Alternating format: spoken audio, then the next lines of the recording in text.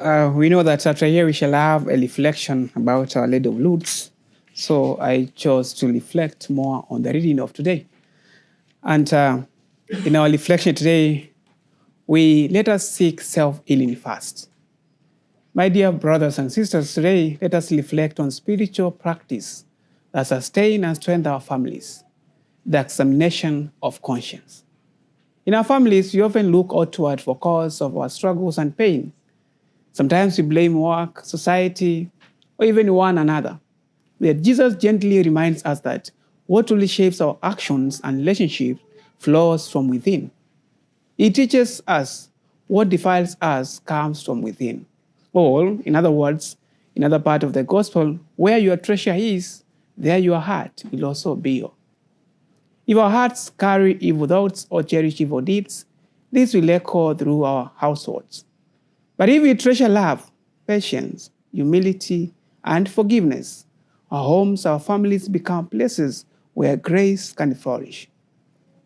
The journey inward is never easy. Many of us fear confronting our own weaknesses.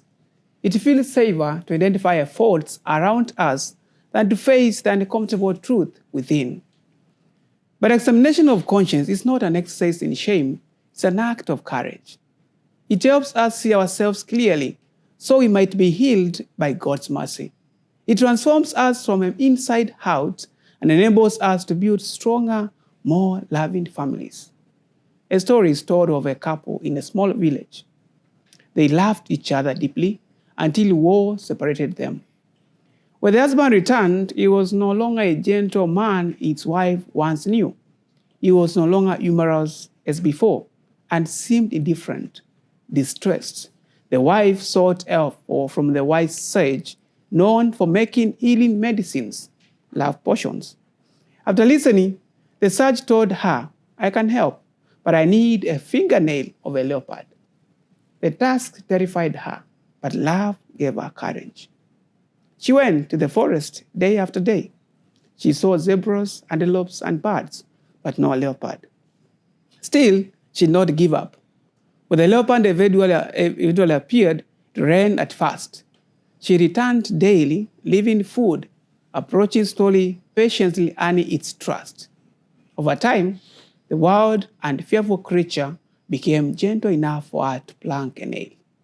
She brought it triumphantly to the sage, and the sage smiled and said, "My daughter, you do not need a potion. The medicine is the lesson. The patience, love, gentleness you used to tame the leopard, use them to heal your home." Our families are healed, not through force, anger, or blame, but through the treasure we nurture in our hearts. Goodness attracts goodness. Forgiveness, when freely given, softens even hardest places. Compassion creates room for renewal. What we practice within ourselves becomes what we offer to one another. Holiness begins at our homes. It is found in the patience we show, the apologies we offer, the peace we pursue, and the kindness we choose daily.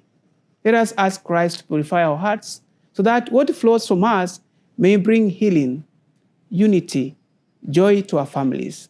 May we have the courage to look inward and embrace the treasure that build up our relationships in love.